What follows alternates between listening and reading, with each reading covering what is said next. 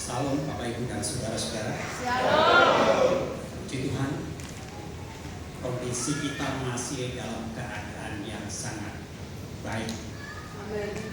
Kita semua masih diberikan kesehatan sehingga kita juga dapat melaksanakan ibadah dengan segenap hati. Amin. Saya sampaikan terlebih dahulu ucapan terima kasih kepada Ibu Gembala yang mempercayai saya pada pagi hari ini untuk menyampaikan firman Allah kepada saudara-saudara yang ada di Batu Raja ini. Beberapa waktu yang lalu ketika Ibu Gembala menghubungi saya untuk melayani saudara pagi ini, maka saya kemudian berpikir apa yang hendak saya sampaikan kepada jemaat yang ada di Batu Raja. Akhirnya saya memutuskan saudara-saudara bahwa yang akan saya sampaikan kepada saudara-saudara adalah apa yang sudah saya sampaikan kepada jemaat yang ada di tempat saya, pikiran saya, yaitu tentang kesempurnaan. Amin. Banyak ayat-ayat yang menekankan bahwa jemaat itu harus sempurna. Rasul Paulus berkata kepada jemaat di Korintus, yang pertama-tama dia bilang, saya berdoa supaya jemaat di Korintus menjadi sempurna. Amin. Lalu kemudian ayat berikutnya Paulus berkata, usahakanlah dirimu sempurna. Amin. Tuhan Yesus juga menekankan, haruslah kamu sempurna sama seperti Bapamu yang di surga adalah sempurna. Dan banyak ayat-ayat yang lain mengapa kesempurnaan ini itu ditekankan. Itu yang saya pergulirkan saudara, yang pada awalnya saya ingin sampaikan kepada saudara. Tetapi ketika saya berdoa, rupanya ada sesuatu yang lain, ada ayat yang lain, ada hal yang lain yang begitu mengesankan, yang menekan hati saya untuk saya sampaikan kepada saudara. Dan saya tidak tahu apa maksudnya Tuhan menekankan ayat ini kepada saya untuk saya sampaikan kepada saudara. Saya kira ayat yang ingin saya sampaikan kepada saudara ini adalah ayat yang sangat populer, ayat yang sangat familiar, ayat yang saya percaya bahwa hampir semua orang Kristen menghafal ayat ini, yaitu Injil Matius pasal 11 ayat yang ke-28 sampai ayat yang ke-29. Dua ayat ini yang menjadi beban saya untuk saya sampaikan kepada saudara-saudara. Injil Matius pasal 11 ayat 28 sampai ayat yang ke-29. Biasanya saya sampaikan kepada saudara berbentuk PowerPoint, tapi 2 minggu yang lalu saudara-saudara habis saya laptop saya raib dari meja saya ketika saya sedang cuci mobil, kemudian anak saya ada di belakang, lalu kemudian ada orang yang masuk ambil laptop saya. Ya, saya pikir tidak ada sesuatu yang paling kecil sekalipun yang terjadi secara kebetulan. Itu kehendak Tuhan. Dan kalau dia kehendak seperti itu, dia punya rencana yang indah untuk saya. Baik, yang pertama ayat yang ke-28. Marilah kepadaku semua yang letih lesu dan berbeban berat, aku akan memberi kelegaan kepadamu. Pikulah yang kupasang dan belajarlah dariku, karena aku lemah lembut dan rendah hati, dan jiwamu akan mendapat ketenangan. Puji Tuhan, silakan. Amin. Seperti yang saya katakan tadi, hampir tidak ada orang Kristen yang tidak hafal ayat ini. Amin. Boleh dikatakan mungkin 80 atau 90% orang-orang Kristen sangat menghafal ayat ini. Karena apa? Karena seringkali ayat ini menjadi landasan ketika orang Kristen menderita, ketika orang Kristen berbeban berat, ketika orang Kristen menghadapi kondisi yang sulit dan mereka tidak mampu berbuat apa-apa, maka mereka akan datang kepada Tuhan dengan alasan ayat ini. Marilah datang semua orang yang letih lesu dan berbeban berat, aku akan memberikan kelegaan kepadamu. Bapak Ibu dan saudara-saudara, ada dua hal yang ingin saya sampaikan di sini. Walaupun sebenarnya ada tiga hal, tapi hanya dua hal saja mengingat waktu yang singkat. Yaitu yang pertama-tama, undangan Tuhan Yesus untuk datang kepadanya, dan dia berjanji akan memberikan kelegaan. Itu yang pertama. Amen. Yang kedua, belajarlah kepada Tuhan Yesus, sebab Tuhan Yesus itu lemah lembut dan rendah hati. Nah, yang pertama, yang pertama ayat yang ke-28, marilah kepadaku semua yang letih lesu dan berbeban berat, aku akan memberikan kelegaan kepadamu. Amen. Kata kelegaan ini secara literal itu artinya berhenti atau istirahat. Ya, itu mengacu pada bahasa aslinya, beristirahat atau berhenti. Jadi Tuhan seperti berkata begini, marilah datang kepadaku semua yang berlelah, semua yang berbeban berat, semua yang letih lesu, datanglah kepadaku, maka aku berikan istirahat. Aku akan berikan berhenti dari semua letih lesu dan berbeban berat ini. Amen. Nah, saudara-saudara, kalau secara literal ini kita akan sulit memahami mengapa Tuhan memanggil orang-orang yang berbeban berat, orang-orang yang lesu untuk datang kepadanya, diberikan istirahat, diberikan berhenti. Jadi kalau kita mengacu kepada letter ini, saudara, agak sulit kita pahami. Tapi kita perlu memahami juga di dalam perjanjian baru ini ada 4 Injil. Injil Matius, Markus, Lukas, dan Yohanes. Ada 4 Injil ini. Nah, para rasul yang menulis Injil ini itu punya alamat yang akan dituju. Contohnya umpamanya Injil Matius, pemungut cukai atau Lewi atau Matius ini menulis Injilnya yang disebut Injil Matius. Ini ditujukan kepada orang-orang Yahudi, ditujukan kepada orang-orang Israel, ditujukan kepada orang-orang Israel. Karena apa? Karena bangsa Israel adalah bangsa yang merupakan bangsa yang istimewa, bangsa yang spesial untuk Tuhan. Amen. Makanya kedatangan Juru Selamat itu yang pertama-tama diperuntukkan kepada bangsa Israel. Jadi Matius ini mengarang Injilnya, menulis Injilnya, menyusun Injilnya sedemikian rupa supaya orang Yahudi, orang Israel dapat memahami. Kemudian Markus ini menulis Injilnya ditujukan kepada orang Romawi. Karena pada zaman perjanjian baru pada saat itu bangsa Israel atau wilayah tanah Israel ini itu berada di wilayah jajahan orang-orang Romawi. Jadi banyak orang-orang Romawi itu ada di Israel. Markus menyadari bahwa Injil ini bukan hanya untuk orang Yahudi saja, tapi Injil ini juga untuk orang-orang penjajah, untuk orang-orang Roma, untuk orang-orang yang ada di orang-orang asing yang ada di Israel. Makanya ditulis Injil Markus ini. Jadi Injil Markus ditujukan kepada orang-orang Roma. Kemudian Injil Lukas, sudah Injil Lukas menulis Injil ini itu tidak ditujukan kepada suatu bangsa, tidak ditujukan kepada bangsa tertentu. Tetapi Lukas menulis Injilnya ini ditujukan kepada semua bangsa yang ada di bawah kolong langit ini. Amen. Jadi baik itu bangsa Israel, baik itu bangsa Yunani atau bangsa-bangsa lain, itu yang menjadi alamat daripada Injil Lukas ini. Kemudian saudara-saudara, Injil Yohanes. Nah, Injil Yohanes ini ditujukan kepada setiap orang yang telah menerima Yesus sebagai Tuhan dan Juru Selamat. Amen. Yohanes seolah-olah berkata begini, kalau kamu sudah percaya kepada Yesus, kalau kamu sudah mengenal Yesus sebagai Tuhan dan Juru Selamat, maka kamu harus makin mengerti, makin mengenal Dia. Kamu harus makin bertumbuh di dalam Dia, mengenal Dia bahwa Dia bukan hanya sebagai manusia, tapi Dia juga adalah sebagai Allah.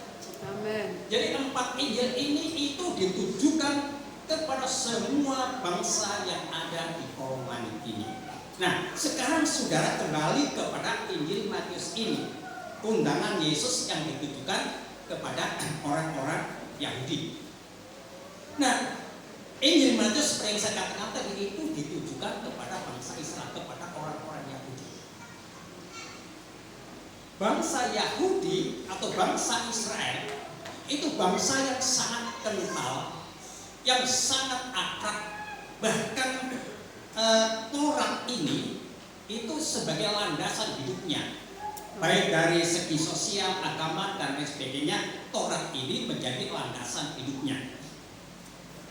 Ada beberapa hal yang menyebabkan orang Yahudi begitu berusaha semaksimal mungkin, begitu berlelah-lelah, begitu berjerih payah memenuhi tuntutan Taurat. Jadi kalau saudara baca di dalam kitab Taurat itu, maka saudara ketahui bahwa hukum Taurat ini hanya tuntutan terus. Kalau sampai orang itu tidak memenuhi tuntutan itu, maka orang itu akan dihukum.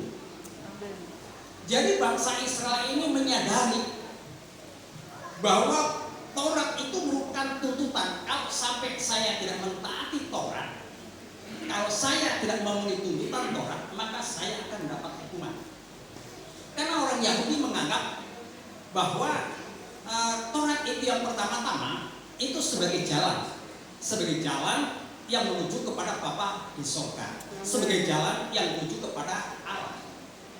Nah, karena orang-orang Yahudi ini menganggap Taurat itu merupakan jalan untuk mendekat kepada Allah, jalan untuk mendekat kepada Tuhan, maka bangsa Yahudi ini itu berlelah bagaimana caranya supaya saya ini mendapat jalan masuk mendekat kepada Allah.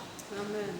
Dan seandainya mereka gagal untuk mendekat kepada Allah, maka mereka diwajibkan untuk melaksanakan suatu ritual keagamaan, yaitu mengadakan korban-korban. Ada korban yang berbentuk lembu, sapi, atau kambing domba, atau binatang-binatang lain yang ditekankan oleh Taurat. Ketika mereka itu mengorbankan binatang-binatang ini, maka mereka sudah diterima kembali sesuai dengan hukum Taurat. Mereka diterima kembali datang menghadap Allah. Makanya berusaha semaksimal mungkin mereka itu memenuhi tuntutan Taurat. Karena mereka ingin supaya mereka selalu datang, selalu diterima oleh Allah. Itu yang pertama. Jadi mereka menganggap Taurat ini sebagai jalan. Yang kedua, saudara-saudara, Taurat itu mereka anggap sebagai kebenaran mereka. Kalau sampai mereka melanggar hukum Taurat, berarti mereka hidup bukan lagi hidup yang benar, bukan lagi hidup sesuai dengan ajaran-ajaran yang ditentukan oleh Taurat. Tapi mereka telah melakukan perbuatan dosa, mereka telah bersalah. Jadi oleh karena bangsa Israel menganggap Taurat itu adalah kebenarannya, maka tentunya saudara, bangsa Israel, bangsa Yahudi ini berlelah berjerih payah bagaimana supaya saya dapat memenuhi Taurat, supaya saya memiliki hidup yang benar. Dan yang ketiga, saudara-saudara, Taurat ini merupakan berkat bagi bangsa Israel. Ketika bangsa Israel sudah mendekati masuk ke tanah Kanaan, maka Musa memanggil seluruh bangsa Israel dan Musa kemudian menyampaikan wejangan yang terakhir. Dia berkata, hari ini aku perhadapkan kepadamu berkat dan kutuk. Berkat apabila kamu mentaati perintah Tuhan Allahmu. Amen. Kutuk apabila kamu melupakan perintah Tuhan Allahmu. Ya. Itu dipegang teguh oleh bangsa Israel. Itulah sebabnya dia berusaha berlelah supaya jangan sampai kutuk itu datang menimpa mereka. Mereka punya pengalaman-pengalaman yang cukup panjang. Ketika mereka melupakan Taurat, ketika mereka melanggar hukum Taurat, mereka kena kutuk. Dan ketika mereka kena kutuk, maka mereka kalah perangnya. Segala usahanya gagal. Sakit penyakit menimpa mereka. Banyak sekali saudara-saudara bentuk-bentuk kutuk yang dialami oleh bangsa Israel. Itulah sebabnya Israel berlelah bangsa Yahudi berlelah tidak mau menerima kutuk itu. Mereka ingin mendapatkan berkah. Saya percaya kita juga seringkali begitu. Adakah di antara saudara-saudara yang berdoa, Tuhan hari ini saya mau hidup di dalam kutuk? Gak ada. Semua orang yang percaya kepada Tuhan selalu berdoa supaya diberkati sepanjang hari. Amin. Jadi bangsa Israel juga begitu, berusaha semaksimal mungkin supaya apa? Supaya jangan sampai kutuk itu jatuh menimpa mereka. Maka mereka berdoa supaya mereka mendapatkan berkat. Lalu kemudian yang keempat, saudara, bagi bangsa Israel, Taurat adalah merupakan kehidupannya. Seperti yang saya katakan tadi, ketika bangsa Israel sudah mendekati tanah Kanaan dan Musa tahu bahwa masa hidupnya sebentar lagi akan berakhir, dia juga perhadapkan kepada bangsa Israel. Aku perhadapkan kepadamu kehidupan dan kematian. Sama, kalau kamu tak kepada Taurat, tak kepada perintah Tuhan Allahmu, melakukan semua peraturan-peraturannya, maka kehidupan itu akan menjadi bagian. Tetapi sebaliknya, kalau kamu melanggar hukum Taurat, melanggar perintah Tuhan Allahmu, maka kematian itu akan mengejar kamu. Nah, coba bayangkan saudara, karena orang Israel punya prinsip, punya pegangan, punya pandangan yang seperti ini tentang Taurat, maka mereka tidak mungkin akan melupakan Taurat.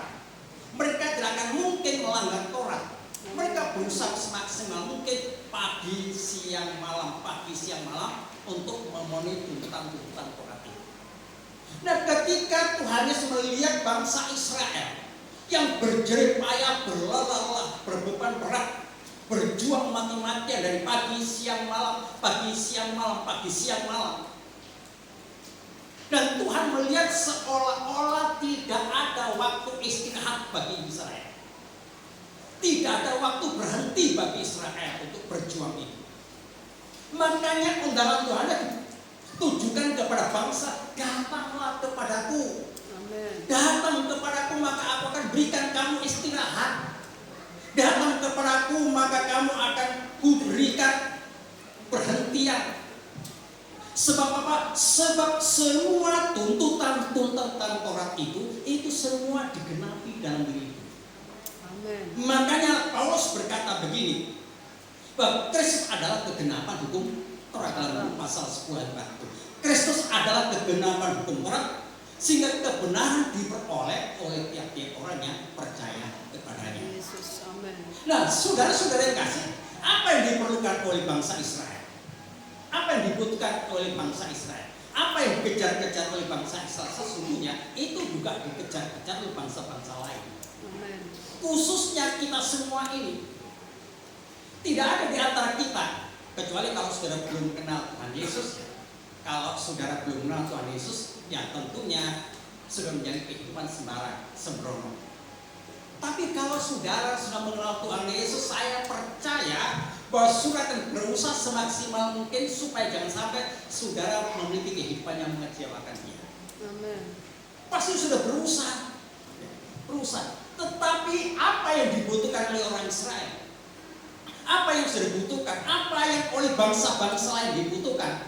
Itu semua ada di dalam Tuhan Yesus Kristus. Amen. Jadi setiap orang yang percaya kepada Tuhan Yesus Kristus, mereka memperoleh segala sesuatu yang tidak bisa diberikan oleh dunia ini. Mereka memperoleh segala sesuatu yang tidak dapat diberikan oleh siapapun yang ada dalam dunia ini. Hanya Yesus yang sanggup membuka jalan bagi saudara, sehingga demikian sudah bisa menghampiri Bapa di surga. Amen. Hanya Yesus yang bisa memberikan saudara berkat-berkat, bukan hanya berkat jasmani saja, tapi berkat-berkat rohani yang tersimpan dalam kerajaan surga. Itu disediakan bagi saudara-saudara. Amen. Hanya Yesus Kristus yang sanggup memberikan kebenaran kepada saudara. Kebenaran yang Yesus berikan bukan kebenaran yang relevan, apa yang boleh dikatakan hanya untuk pandangan-pandangan tertentu, tapi kebenaran yang diberikan kepada adalah kebenaran mutlak. Amen. Di mana saudara bukan dibenarkan oleh perbuatan saudara, bukan dibenarkan oleh usaha saudara, tapi saudara diberikan kebenaran dari ilahi saja. Amen. Oh, demikian juga saudara-saudara, Hanya Kristus yang sanggup memberikan kehidupan kepada kita. Haleluya. Saya tekankan kepada jemaat-jemaat di mana saya berkhotbah. Sebenarnya orang Kristen harus bangga. Amin. Orang Kristen harus bangga, bersuka cita, bermegah. Karena apa? Karena apa yang tidak dapat diperoleh dari dunia ini, apa yang tidak dapat diperoleh dari manusia, apa yang tidak dapat diperoleh dari kuasa-kuasa lain, itu justru diberikan oleh Yesus Kristus.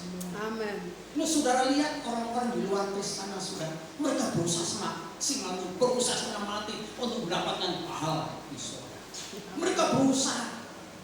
Tapi sayang sekali usaha mereka itu bukan usaha di dalam Tuhan. Amin. Mereka berusaha dengan kekuatan kemampuan sendiri. Tapi saudara dan saya tanpa usaha, tanpa berjerih payah, tanpa berlelah sudah mendapatkan apa yang tidak terima oleh mereka, apa yang tidak dapat oleh mereka, tidak dapatkan oleh mereka. Itu diberikan kepada saudara-saudara. Amin. Apakah saudara tidak bangga? Amin. Apakah saudara tidak bersuka cita? Amin. Nah, kalau sudah menyadari apa yang tidak dapat diberikan oleh dunia ini justru Tuhan berikan kepada saya, kepada kita semua, tentunya saudara-saudara kita akan memiliki kehidupan yang dari hari ke hari siap dibentuk oleh Tuhan. Amin. Kehidupan yang siap dari hari ke hari, kehidupan yang siap dibimbing oleh Tuhan makin dekat kepadanya. Haleluya. Jadi sekali lagi, saudara sebagai orang yang percaya kepada seharusnya saudara bangga. Amin. Hanya orang yang tidak mengenal Tuhan saja, mereka yang meninggalkan Tuhan. Amin. Hanya orang yang tidak mengenal Tuhan saja, mereka rela mengorbankan Tuhan. Amin. Yang kemudian yang kedua, saudara-saudara, yang ingin saya sampaikan kepada saudara, belajarlah kepadaku sebab aku ini lemah lembut dan Rendah hati. Amin. Saya percaya kalau orang Kristen itu semakin mengenal pribadi Kristus, semakin dekat kepada Tuhan, semakin mengenal pribadinya, maka orang-orang Kristen itu akan berkata, tidak ada pribadi yang seperti Engkau Tuhan. Amin. Kenapa? Satu-satunya pribadi yang mempunyai segala kuasa di surga dan di bumi hanya satu, yaitu pribadi Tuhan Yesus Kristus. Amin. Amin. Dialah satu-satunya pribadi yang sanggup mengubah air menjadi anggur. Amin. Dialah satu-satunya pribadi yang sanggup mengerjakan mujizat-mujizat. Dialah satu-satunya pribadi yang sanggup berjalan di atas air. Amin. Dia satu-satunya pribadi yang sanggup membangkitkan orang mati, bahkan orang mati 4 hari. Dia sanggup mengerjakan perkara-perkara yang mustahil. Dia sanggup mengerjakan mujizat-mujizat. Dia sanggup mengerjakan perkara-perkara besar. Amin. Amin. Tidak ada pribadi yang sama seperti Tuhan Yesus Ya, Kristus. amin. Amin. Tadi Yesus mengundang saudara dan saya. Dia bukan berkata, mari datang kepada sebab aku memiliki segala kuasa. Sebab aku sanggup mengerjakan perkara-perkara besar. Sebab aku sanggup mengerjakan mujizat-mujizat. Yesus tidak mengundang saudara oleh karena dia memiliki kuasa, tapi Yesus mengundang saudara sebagai pribadi yang lemah lembut dan rendah hati. Amin. Biasanya saudara-saudara, seorang pengajar biasanya profilnya kita sudah ketahui. Wah, dia ya ahli di bidang ini, ahli di bidang itu. Pokoknya profilnya itu luar biasa tampilkan, pengalamannya luar negeri. Ya, sudah melanglang buana, ada 20, 40, 50 negara yang sudah dikunjungi dan sebagainya. Biasanya profilnya itu tampilkan seperti itu. Tapi Yesus tidak tampilkan bagaimana dia memiliki segala kuasa. Amin. Dia tidak tampilkan bahwa dia adalah yang mempunyai kuasa di surga dan di bumi. Tapi justru dia berkata, aku ini lemah lembut dan rendah hati. Amin. Saya berpikir begini, kenapa Tuhan mengundang kita untuk datang kepadanya karena dia lemah lembut dan rendah hati. Amin. Tadi saudara-saudara saya, ketika saya berlutut di bawah kaki Tuhan, kemudian saya baru ingat bahwa saya sudah 50 tahun lebih ikut Tuhan Yesus. Ketika saya merenungkan selama 50 tahun lebih ini ikut Tuhan Yesus, saya kembali melihat bagaimana kehidupan saya selama 50 tahun ini. Bagaimana hidup saya di hadapan Tuhan selama 50 tahun ini. Kemudian saya menyadari banyak sekali kelemahan-kelemahan, banyak sekali kegagalan-kegagalan, banyak sekali kesalahan pelanggaran, banyak sekali hal-hal yang mengecewakan hati Tuhan. Itu yang saya lakukan selama ini. Tetapi saya berpikir kembali, kenapa Tuhan tidak menolak saya? Kenapa Tuhan tidak menolak saya, kemudian membuang saya begitu saja? Kenapa? Justru Tuhan terus pelihara saya di setiap saat. Justru Tuhan lindungi saya, bimbing saya sampai sekarang ini. Amin. Kenapa? Saya kok dia buang? Kenapa kok saya tidak ditinggalkan begitu saja? Karena saya menyadari banyak kesalahan, banyak pelanggaran, banyak kegagalan-kegagalan, bahkan seringkali saya terpeleset jatuh. Kenapa? Justru ketika saya datang kepada Tuhan kemudian mengakuinya, Tuhan mendengar dari tempat ini. Tuhan mendengar dan Tuhan menerima saya, tidak menolak saya. Kenapa saudara-saudara? Oleh karena dia adalah pribadi yang lemah lembut dan rendah hati. Amin. Karena dia adalah pribadi yang lemah lembut dan rendah hati, kalau sebabnya saudara, dia mudah jatuh belas kasihan. Amin. Dia begitu mudah jatuh belas kasihan. Ketika Tuhan Yesus melihat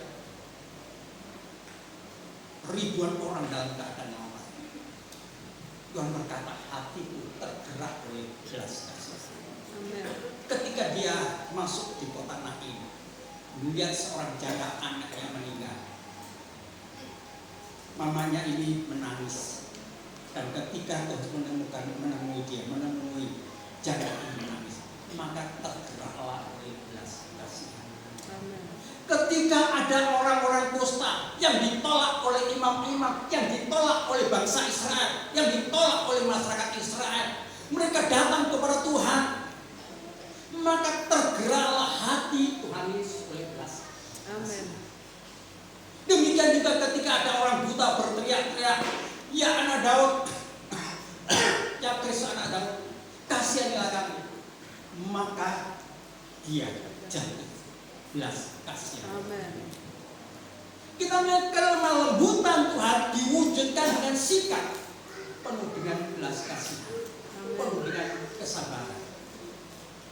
Saya tidak mengerti bagaimana kehidupan saudara-saudara. Mungkin ada ya orang-orang Kristen yang sudah putus asa, patah hati, patah semangat, karena terus-menerus mengalami kegagalan-kegagalan dalam hidupnya. Banyak orang-orang yang menganggap Tuhan tak mungkin terima saya, Tuhan tak mungkin dengan doa saya, Tuhan tak mungkin mendengarkan dan menjawab doa saya. Tapi saya ingin sampaikan kepada saudara-saudara, pribadi Tuhan itu bukan pribadi seperti pribadi-pribadi yang lain yang tinggi hati, yang mudah menolak pengikut-pengikutnya. Tapi Tuhan kita adalah pribadi yang lemah lembut dan rendah hati. Amin. Bagaimanapun keadaan saudara saat ini, mungkin saudara banyak kegagalan, mungkin sudah hampir menyerah, mungkin sudah berkata, Tuhan saya lemah, tak berdaya, tidak mungkin saya diperbaiki dan sebagainya. Saudara-saudara, Yesus itu lemah lembut dan rendah hati. Haleluya. Datang kepadanya, dia mudah jatuh belas kasihan. Amin. Ketika seringkali gagal, datang kepadanya, dia tidak akan menolak saudara-saudara. Amin. Dia jatuh belas kasihan untuk saudara-saudara. Ketika saya menyadari seperti itu, saudara-saudara, di bawah kaki Tuhan, yang dapat saya katakan hanya firman Tuhan, kami bersyukur kami menemukan pribadi seperti pribadi. Haleluya. Kami bersyukur karena kami menemukan pribadi yang lemah lembut dan rendah hati. Amin. Pribadi yang siap menerima saya apa adanya, siap terus-menerus memberikan pertolongan kepada saya. Ketika saya ada di lembah jurang yang paling dalam dan saya berseru kepadamu, engkau dari tempat maha tinggi mendengarkan saya. Amin. Oleh karena itu saudara-saudara, mungkin ada di antara saudara yang putus asa. Usaha-usaha tim sudah lakukan, tapi tetap sudah menemui kegagalan. Mungkin beberapa kesulitan dalam hidup saudara-saudara dan sudah merasa saya tidak layak begitu. Tapi saudara-saudara, saya ingin sampaikan, Dia pribadi yang lemah lembut. Dia Amin. pribadi yang rendah hati. Amin. Pribadi yang rendah hati itu menunjukkan keterbukaannya. Kalau ada pengusaha di Jakarta, dia pasang CCTV, ya. Pasang CCTV untuk memantau siapa tamu-tamu yang datang kepadanya. Kalau kelihatan tamu-tamunya pakai jas, kasih, dan sebagainya lengkap, cepat-cepat suruh masuk. Tapi kalau dilihat tamunya itu sudah tamu dari kampung, tamu dari desa, tamu yang umur dan sebagainya, kasih tahu ya, saya tidak ada, saya tidak ada. Ini pribadi yang congkak, ini pribadi yang sombong, ini pribadi yang tinggi hati. Tapi pribadi Kristus, pribadi yang rendah hati. Siapapun sudah datang kepadanya, Amen. tidak peduli keadaan sudah bagaimana. Apakah sudah seorang yang dianggap sebagai orang bodoh? Amin. Apakah sudah dianggap sebagai orang miskin? Dibuang kalau tidak ditolak dunia ini. Yesus hatinya terbuka. Amin. Amin. Oleh karena itu saudara-saudara, datang kepadanya setiap saat, bangun hidup semakin dekat, makin akrab dengan dia. Semakin sudah akrab dengan dia, semakin dekat sudah dengan dia, semakin makin dapat melihat, merasakan betapa kasihnya itu mengalir, saudara-saudara. Amin. Saya sering kali ketika saya berada di bawah kaki, itu memperlihatkan semua jalan hidup saya. Tapi berkata, kalau kamu melihat dan memandang cara hidupmu seperti itu, kamu tidak layak. Tetapi kalau kamu memandang pribadi yang lemah lembut dan rendah hati, maka sesungguhnya yang melayakkan kamu bukan karena perbuatan. Yang melayakkan kamu itu bukan karena usaha. Yang melayakkan kamu itu bukan tingkah lakumu, tapi yang melayakkan kamu datang kepada karena kelembutan hati, karena hati kelembutan hati. Amin. Kadang-kadang saudara saya hanya berjam-jam di bawah kaki Tuhan, hanya mengucap terima kasih. Berjam-jam saya di bawah kaki Tuhan, saya diberkati. Tuhan, siapakah saya? Kalau saya melihat diri saya, memang saya tidak pantas di hadapan. Tapi karena saya memandang pribadi yang lemah lembut dan rendah hati, pribadi yang penuh kemurahan, itulah sebabnya aku memberanikan diri datang menghadap kepada Tuhan. Amin. Saudara, saya ingin tampilkan kepada saudara, Yesus itu pribadi yang lemah lembut. Amin. Setiap kali sudah datang kepada Dia, pandanglah Dia sebagai pribadi yang lemah Haleluya, lembut. haleluya. Dia tidak memandang bagaimana keadaan saudara. Dia tidak memandang bagaimana kondisi hidup saudara. Apakah sudah penuh kegagalan? Apakah sudah penuh kelemahan? Apakah sudah penuh dengan kekalahan? Apakah sudah seringkali melakukan hal-hal yang tidak berkenan kepada Tuhan? Tapi pandang kepada Dia, pribadi yang lemah lembut dan rendah hati. Amin. Saya ingin saudara saat ini mengenal pribadi yang sesungguhnya. Saya ingin saudara saat ini mengenal pribadi Yesus, pribadi yang lemah lembut dan rendah hati. Amin. Pribadi yang mengasihi saudara-saudara, Yes. pribadi yang menaruh belas kasihan terhadap hidup saudara-saudara, pribadi yang terus memperdulikan hidup saudara-saudara, pribadi yang siap menerima kapanpun sudah datang kepadanya, dalam keadaan apapun, dalam kondisi apapun, datanglah kepadanya. Amin. Sebab dia pribadi yang lemah lembut dan rendah hati. Haleluya. Saya tidak banyak khotbah saya, tapi saya yang sudah bangkit berdiri. Saya berdoa supaya sudah membuka mata hati saudara, Haleluya. memandang pribadi Kristus, Amin. pribadi yang lemah lembut. Ya Bapa. Ya Dia Yesus. akan di tengah-tengah kita. Oh, haleluya. Terima kasih Yesus. Mintalah kepada Roh Kudus, buka hatiku ya Roh Kudus, buka mataku ya Roh Kudus, supaya aku dapat mengenal pribadi yang lemah lembut dan rendah hati. Tidak ada di antara saudara yang tersembunyi. Amin.